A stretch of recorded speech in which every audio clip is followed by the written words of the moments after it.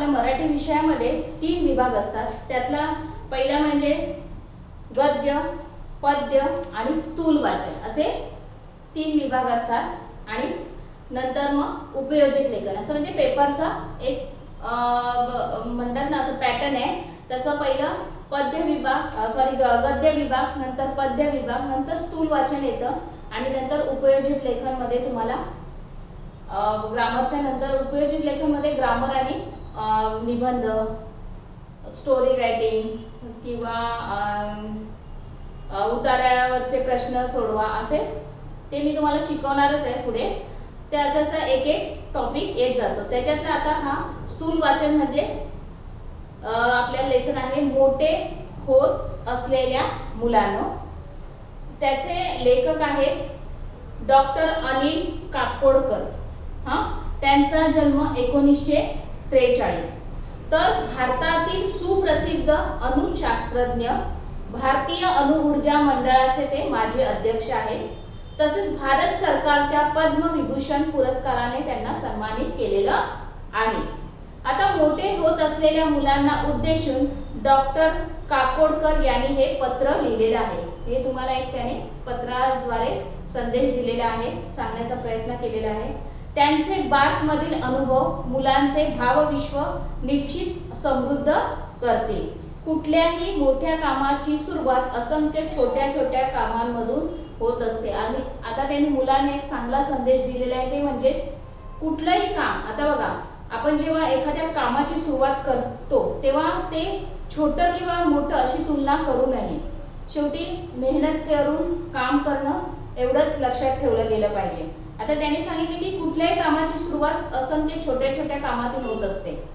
जसं कामाचं स्वरूप छोटं किंवा मोठं असू शकतं किंवा ते तसं मानायचं नसतं, तर छोट्या छोट्या कामांमधूनच होत असतं। आता बघा आपल्याकडे कसं असतं, प्रत्येक कॅटेगरी आहे तर त्यानुसार कामाचं स्वरूप असतं। आता एखाद्या ऑफिस मध्ये गेलात तर गेटच्या वॉचमॅन पासून म्हणजे सुरक्षा रक्षकापासून ते वरच्या पोस्ट पर्यंत असं प्रत्येकाची काय असते गुणवत्तेनुसार त्यांना काम दिलेलं असतं। आता तुमचं जर शैक्षणिक शिक्षण कमी असेल तर तुम्हाला एक सुरक्षा रक्षक किंवा वॉचमॅनची किंवा पिऊनची नोकरी मिळेल। म्हणजे सुरक्षा रक्षकापेक्षा थोडंसं जास्त पिऊन, मग त्याच्यावरचे क्लर्क असे म्हणजे एक पायऱ्या असतात। त्यानुसार तुम्हाला काय असतं कामाचं स्वरूप असतं। आणि ते पण इथे लेखकांनी काय सांगितलंय की एखाद्या कामाची जर आपल्याला सुरुवात करायची असेल तर ती छोट्या छोट्या कामांमधूनच होत असते।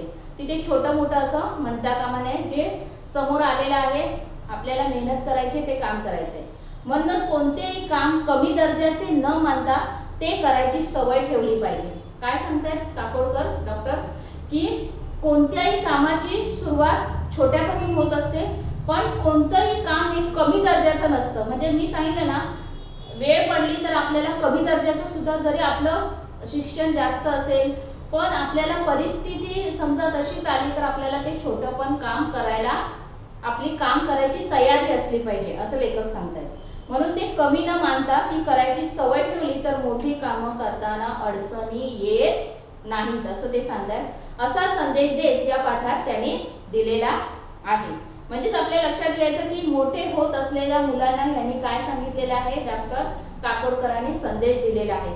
म्हणजे कोणतंही काम हे कमी दर्जाचं नसतं, छोट्यापासूनच सुरुवात केलं की मोठं काम आपोआप आपल्याला येतं असं त्यांचं म्हणजे अडचणी येत नाही ते करताना असं ते सांगतायत। तर बघूया आता, मोठे होत असलेल्या मुलांनो, या पत्रातून मी तुम्हाला माझे बार्क मधील 2 अनुभव सांगणार आहे। मला याची खात्री आहे माझे हे 2 अनुभव तुम्हाला अधिक अभ्यास करून तुमच्या भूमिका निश्चित करायला मदत करतील। आता ते काय सांगतात की एक बार्क मधील ते काय सांगतात, त्यांचा अनुभव सांगतात आहे आणि ते त्यांच्या अनुभवातून तुम्हाला तुमची भूमिका काय आहे हे निश्चित करायला काय होईल, त्यांचे जर तुम्ही 2 अनुभव ऐकलात जे आपल्याला या पाठात दिलेले आहेत, तर ते जर तुम्ही ऐकलात तर तुम्ही स्वतःची भूमिका निश्चित करायला तुम्हाला मदतच होईल किंवा तुम्ही ती नक्की कराल असं सांगता येते। तर मुलांना आधी माझे 2 अनुभव सांगतो। हे दोनही अनुभव मी कॉलेज संपवून बार्क मध्ये ट्रेनिंग स्कूलला गेलो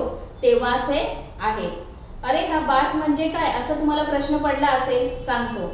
बार्क हे भाभा ऑटोमॅटिक रिसर्च सेंटर म्हणजेच भाभा अणुसंशोधन केंद्र याचे लघुरूप आहे, म्हणजे छोटंसं रूप आहे.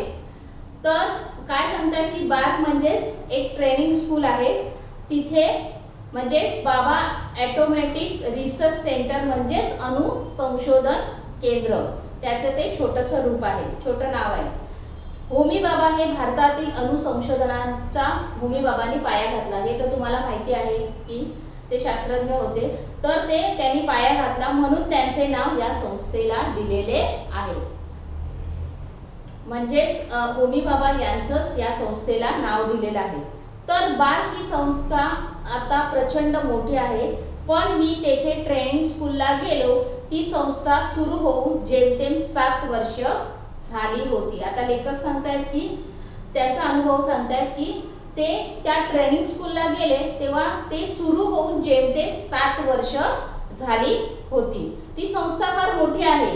पण आता त्यांनी जेव्हा ऍडमिशन घेतलं किंवा तिथे ते ट्रेनिंगला गेले तेव्हा सुरू होऊन फक्त 7 वर्ष झाली होती. आम्ही जवळपास 100 मुले मुली होतो. मी ट्रेनिंग स्कूलला असताना होमी भाभा 3-4 वेळा तिथे आले. लेखक सांगतायत की जे होमी भाभा आहेत अणुशास्त्रज्ञ म्हणजे अणु ऊर्जा मंडळाचे अध्यक्ष, ते त्यावेळी 3-4 वेळा तिथे आले होते आणि त्यांचा जो ट्रेनिंग स्कूलच्या प्रशिक्षणाला 100 मुलं होती, तेव्हा मुले आणि मुली होती. प्रचंड स्फूर्तिदायक व्यक्तिमत्व. एकदा आम्ही त्यांना विचारलं, आम्ही इतकी मुलं मुली आहोत पण सर्वांना पुरेल इतकं काम कुठे आहे इथे?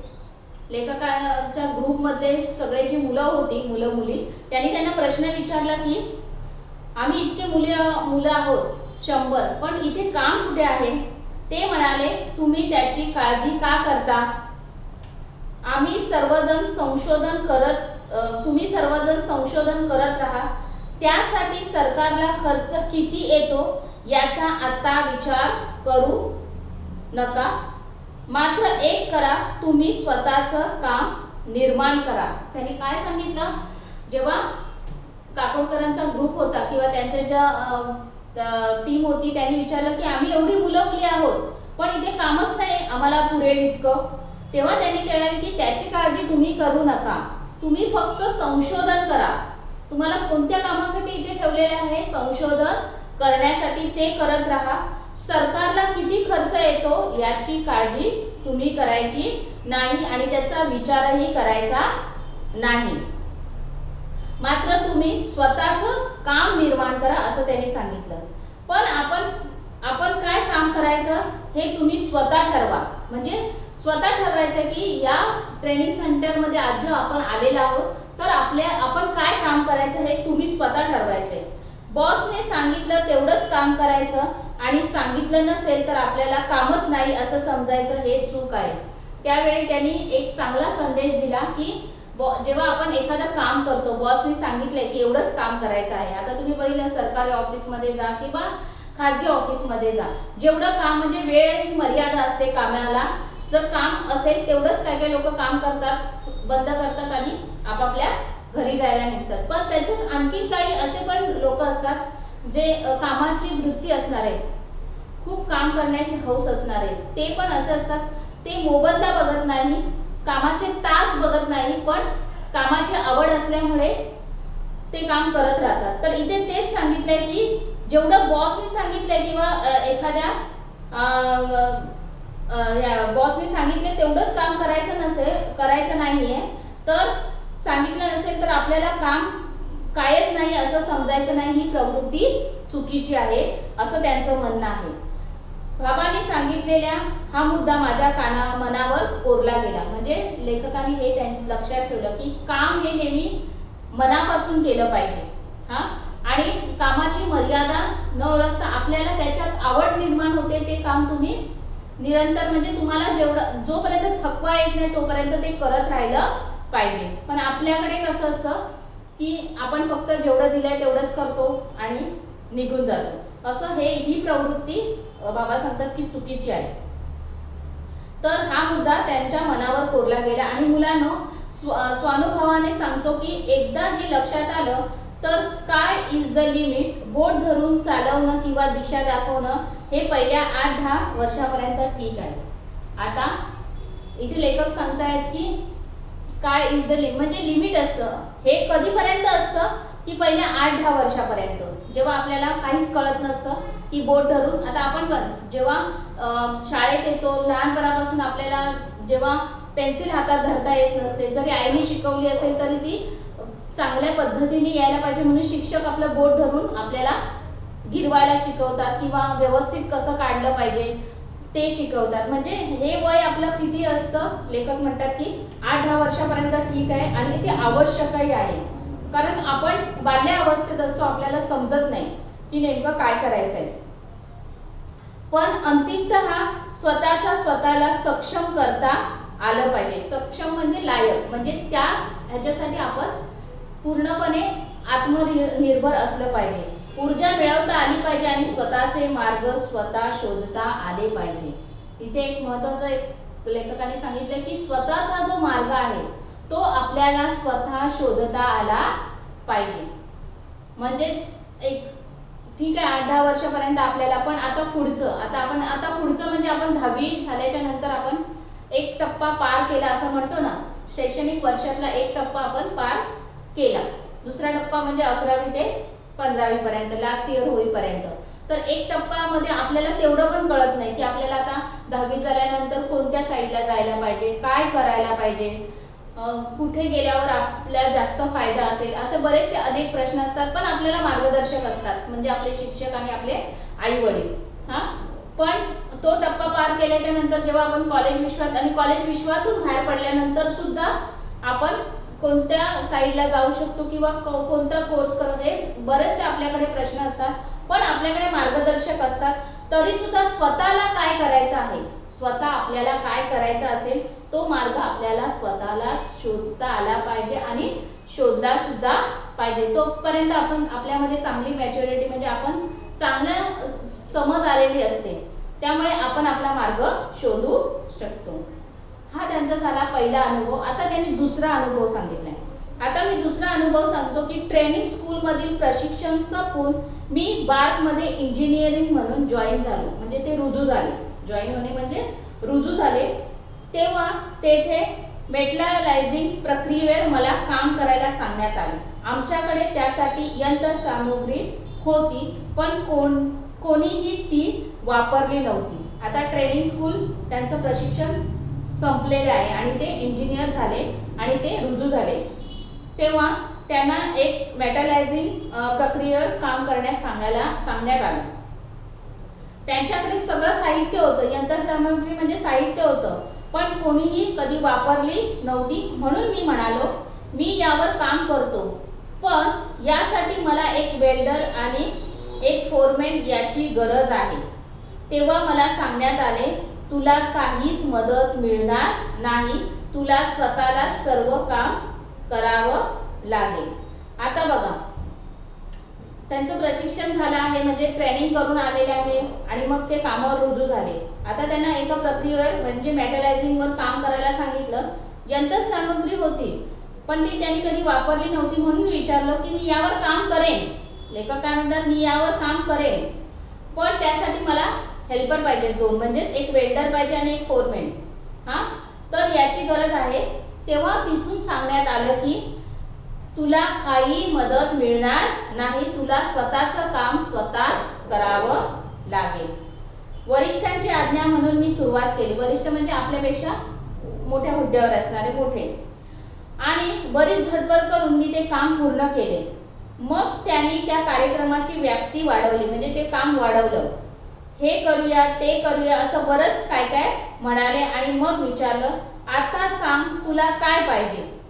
आता त्यांना काम करायचं होतं, त्यांनी मदत मागितली एक वेल्डर आणि एक फोरमॅनची, तर त्याने नकार दिला वरिष्ठाने की नाही तुला तुझं काम स्वतःच करायचं आहे. आणि काम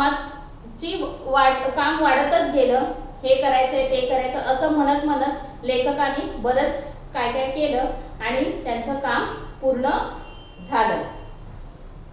आणि मग त्यांनी विचारलं आता सांग तुला काय पाहिजे. तुला वेल्डर मिळेल, फोरमॅन मिळेल आणखी जे हवे हवे ते सर्व मिळेल यावर मी म्हणालो आता मला काहीच नको, मी सर्व करेन. म्हणजेच सांगण्याचं तात्पर्य की एखादं काम करत असताना सर्वप्रथम आपण पहिलं बघितलं पाहिजे की ते काम आपल्याला येत आहे का. जर आपल्याला येत असेल तर आपण दुसऱ्यांना शिकवणार ना.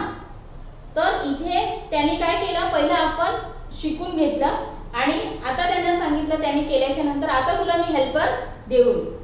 आता काम सुरू करण्याआधी लोक काय काय मागण्या करतात आणि या वृत्तीमुळेच आतापर्यंत ते काम झालेलं नव्हतं. म्हणजे लोकांना काय असतं, लोकांची सवय काम करायच्या आधी मला हे पाहिजे, तो पाहिजे, हा पाहिजे, ते पाहिजे आणि मग ते काम रेंगाळत जातं, रटाळ होत जातं, लांबत जातं. तर जेव्हा स्वतःवर जबाबदारी पडते तेव्हा ते आपण जोमाने करतो. एखादं काम जेव्हा स्वतः एकटं करायचं आपल्याला काम आणि दिलेल्या कालावधीमध्ये पूर्ण करायचं असेल तेव्हा माणूस जोमाने किंवा मेहनतीने ते काम करतो.